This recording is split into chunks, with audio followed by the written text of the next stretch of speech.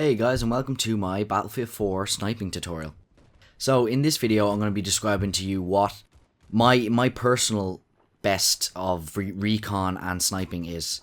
So first of all, this is just my opinion, so obviously there's probably better tutorials out there, but this is just what I feel is successful when it comes to sniping. So when it comes to the sniper, just find the one you like the most.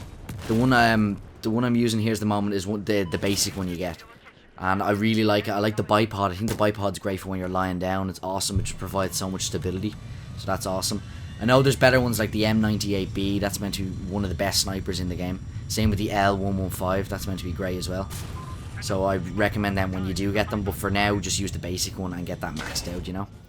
Another thing I would definitely recommend is taking C4. It is amazing to get C4. If you're running and you see a tank, you just run up and you throw a few bricks of C4 on it and boom, take down 4 people in one go. It's awesome. It feels great. So yeah, I definitely recommend taking some C4. Although maybe in probably normal mode, you should definitely try take some motion sensors. And for the reason I say that is because the recon kit, their role in the team is to sort of make sure they spot everybody, make sure they can tell the team where the enemies are. So using this by motion sensors and also spotting, which is definitely another thing you should always do. If you see somebody through your scope or just running around, you press Q, you spot them. And then what happens is then they become visible by the little orange dot on top of their head. And that means if anybody kills them, you get a small, I think it's like 20 points you get for like a spotting bonus. I definitely recommend that. It also helps your team out because then they know that there's a guy here, there's a guy there, so that's great, which is always useful. And that's the recon's job. That's another thing that the motion sensors help with. They help with spotting enemies while you're playing. So they help, like if somebody runs through a door and there's a motion sensor, boom, they pop up, which is great. So you just in case like you're camping and you're afraid someone will come up behind you, a motion sensor, just pop it down. Another thing I also recommend is don't camp. And the reason I say this is because if you're a sniper and you're 1,000 yards away and you're shooting down from a massive hill, you're missing a lot of shots and then you get like this one kill. That's great. No, it's not. You got one kill. You need to be, as a sniper, you need to be moving a lot. And that's, as you'll see me do, I move a lot in this game. I run around, I run for spot, maybe take a few shots, hit somebody. If I get revealed or somebody knows where I am, run to the next spot, up a hill, maybe on top of a roof, maybe stay on the top of the roof for a little bit, and then if somebody starts shooting at me and knowing where I am, maybe, I don't know, move somewhere else, jump off the roof, You should always be moving as a recon class, moving from place to place. And this helps because, it helps your team, with the spotting as well, they work together, As you're running around, you spot people, and then you can kill them. If you can't kill them, doesn't matter, you spotted them. So maybe one of your teammates can. Also, as a recon can be very helpful in team fights. By let's say you have a massive road, and then there's your guys fighting, and then their guys shooting back, whatever. You're at the back of the road, and you're shooting down, and you're killing, people with massive PKPs, the big support guns that are just drilling your team, suppressing your team to bits. So that helps. That's what I mean about the recon. They help the team. They support the team, by long range support. But there's also not just long range support. Like, it kind of sucks if you're sitting back.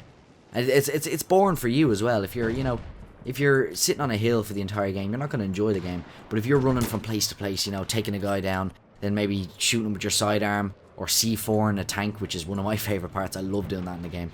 You sort of run up and you throw the C4 in the tank and you run back and you just go boom and you just blow it up. It's awesome. Because you take out a couple of people, and also tanks can be very, very detrimental to your team. I mean, I've seen some games, like in the game I'm playing here, that there's just so many different tanks that, like, I think each team gets 4 or 5 tanks, and they're blowing the shit out of you. They're taking down your planes, your helicopters, they're taking down your tanks, they're taking down your troops. So you taking out one of them is a huge bonus to your team.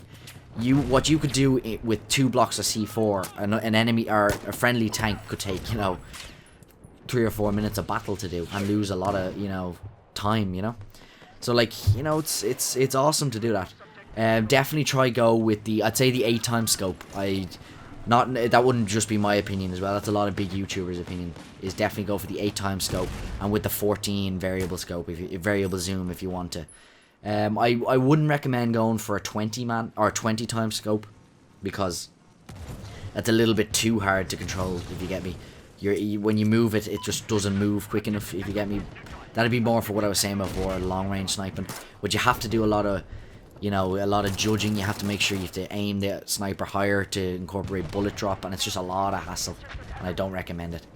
But yeah, definitely.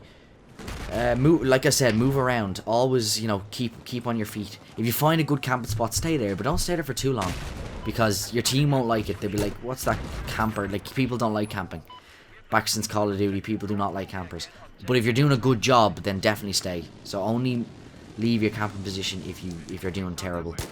But yeah, if you're doing good, definitely stay in that camping position.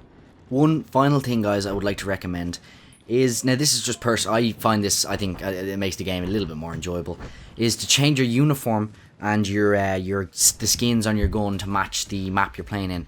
So for example, if you're playing in a woodland map, change your uniform to a woodland uniform, like a green kind of camo uniform. Or if you're playing in a snow map, change it to sort of this frosty blue kind of camo. Same with your gun skins. I just think it makes it a little bit harder to see it, but it's not that. It's just, it makes you look more professional. I think it looks awesome. I think it looks badass. If some guys running around, especially in the woodland maps, it looks really good. And woodland maps, it genuinely does help. So yeah, definitely go. Just, you know, change your camo. If you don't like, I don't see why you wouldn't. So just change it to like a green one if you're in a woodland map, and that'll help out a lot, I think, just to help you stop being seen. But anyway, thanks so much for watching, guys. If you found this helpful, please like and subscribe for some more, and I hope you guys enjoyed. Thank you so much for watching, and I'll see you next time.